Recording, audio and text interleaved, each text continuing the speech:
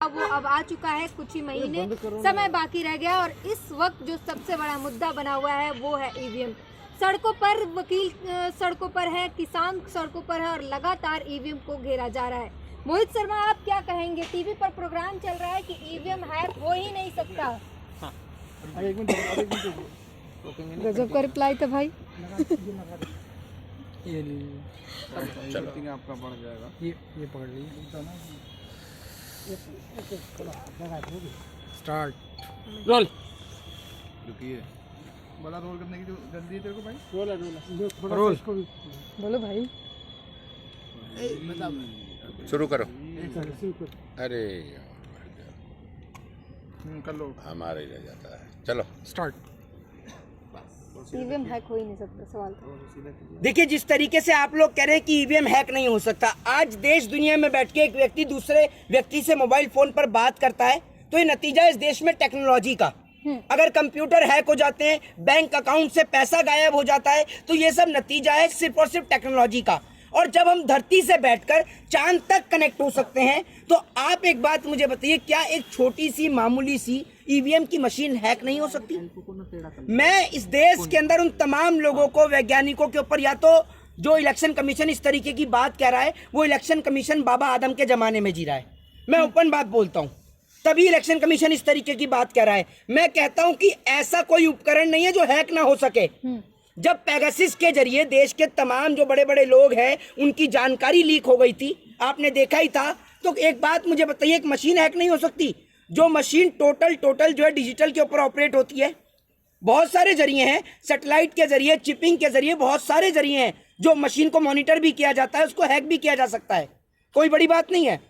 चुनाव आयोग जन जागरूक अभियान चला रहा है और कह रहा है कि ईवीएम के खिलाफ जो है जनता को भ्रामक संदेश दिए जा रहे हैं, उसको भटकाया जा रहा है। मैं आपसे ये कहता हूं कि ना तो मैं किसी पार्टी का सदस्य और ना मैंने किसी पार्टी की सदस्यता ले रखी है। मैं भारत देश का एक नागरिक हूं और भारत देश का नागरिक होने के नाते मेरे को शक है। मैं कहता हूं कि मशीन हैक नहीं हो सकती, कुछ नहीं हो सकता मशीन में। लेकिन मैं एक बात आपको कहना चाहता हूं कि मैं भारत देश का नागरिक होने के नाते मेरा आपसे निवेदन है कि आप ईवीएम के ऊपर प्रतिबंध और अंकुश लगाइए।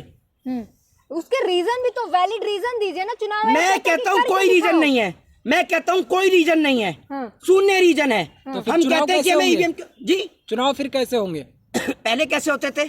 अब तो आबादी बहुत बढ़ गई है, 150 करोड़ आबादी है हिंदुस्तान की। अच्छा, पहले तो थी नहीं, पहले के मुकाबले पहले भी तो आबादी थी। एक बात मुझे बताइए कि एक गलत तरीके से नेता चुनकर आ रहा है और इसके साथ साथ एक कानून भी पारित होना चाहिए। अभी जो हमारी सरकार ने आईपीसी और सीआरपीसी को तो बदल दिया है, लेकिन मैं ये कहना चाहता हूं कि इसके साथ साथ एक कानून और ले आते जिसमें ये हो जाता कि जिसके ऊपर भी चोरी, डकैती, रेप और बलात्कार जैसे मुकदमे चल रहे हैं वो चुनाव नहीं लड़ सकता। मैं आपसे कहता हूं कि सबसे पहले देश के गृह मंत्री की कुर्सी छिनती, सबसे पहले गृह मंत्री बदला जाता, फिर उत्तर प्रदेश का मुख्यमंत्री बदला जाता और देखते ही देखते पूरी भारतीय जनता पार्टी बदल जाती। आज देश के अंदर एक मेमोरेंडम क्रिएट कर रखा है मंदिर और मस्जिद के नाम पर वोट हासिल करने का, बस और कुछ नहीं है। जिन लोगों ने कभी अपने माँ बाप के जूते और चप्पल नहीं उठाए वो नेताओं के, राजनेताओं के जूते उठा रहे हैं। अरे घर में अगर माँ बाप के जूते चप्पल उठा लिए होते तो आज माँ बाप वृद्धाश्रम में नहीं रह रहे होते। इनके माँ बाप वृद्धाश्रम में रह रहे हैं और ये बाहर जो है सरकारों के, नेताओं के जूते उठा रहे हैं। इन्हें एक बात समझ में नहीं आ रही है कि नेता सिर्फ और सिर्फ आप लोगों का इस्तेमाल कर रहे हैं। नेता सिर्फ आपको वोट बैंक के लिए इस्तेमाल करते हैं और किसी चीज के लिए नहीं। बाकी आपको इस्तेमाल किया जाता है धर्म के नाम पर दंगे कराने के लिए, उपद्रव कराने के लिए, बस। बाकी एक भी नेता का बच्चा ना तो आपको किसी आरएसएस, ना बजरंग दल, ना विश्व हिंदू परिषद और ना तमाम जो संस्थाएं हैं उनके अंदर दिखेगा। सब नेताओं के बच्चे आपको विदेश में पढ़ते हुए दिखेंगे, अच्छी और बेस्ट एजुकेशन लेते हुए दिखेंगे। किसी के बच्चे आपको क्रिकेट कंट्रोल बोर्ड में नजर आएंगे, किसी के बच्चे बीसीसीआई में नजर आएंगे, किसी के बच्चे ओएमजीसी में नजर आएंगे। और जो भाजपा की गुलामी करता है वो भैया बोर्ड में मेंबरशिप ही लेता है, ये याद रखिएगा, या राज्यसभा पहुंचता है। मोहित जी ईवीएम पे आप सवाल उठा रहे हैं। ईवीएम अभी तो नहीं आई है, ईवीएम से इससे पहले कांग्रेस के समय से ईवीएम आई है। कांग्रेस ईवीएम को लेके आई, उस समय कभी भी कोई क्या कहते हैं निशान नहीं लगाया लोगों ने। एक बात आपने नहीं, मेरी बात सुन लीजिए, मोबाइल फोन आया, ठीक है जी, मोबाइल फोन आया तब तो मोबाइल फोन कीपैड आता था, ठीक है। आज मशीन आई M1, M2, अब M3 आ गई। पता है आपको कुछ? अरे आपको पता है पहले जब कीपैड का फोन था, कीपैड का फोन कभी आपने हैक होते हुए सुना था? स्मार्टफोन आया, हैक हुआ ना। स्मार्टफोन आया, हैक हुआ ना, ठीक उसी तरीके से M1 थी मशीन, M2 से वोटिंग होती थी, M3 आई। मैं आपसे ये कहता हूं कि जब वोटिंग तो करवाना था तो वोटिंग के लिए M2 और M3 लाने की जरूरत क्या थी? इलेक्शन कमीशन हमें इस बात का जवाब दे दे। बिल्कुल सही। आखिर क्या दिक्कत थी M2 M1 में? बताइए ना आप मुझे, है आपके पास जवाब? अरे सब चुप हो गए, आप भूल गए क्या? टेक्नोलॉजी अपडेट होती रहती है। अरे तो टेक्नोलॉजी अपडेट होती रहती है, वही तो मैं इनको समझाना चाह रहा हूँ। जब कीपैड का फोन था, कीपैड का फोन कभी हैक नहीं होता था। आज स्मार्टफोन चल रहे हैं तो स्मार्टफोन हैक होते हैं। क्या है ये? तो टेक्नोलॉजी का तो नतीजा आपने है। फोन चलाना छोड़ दिया है। क्या?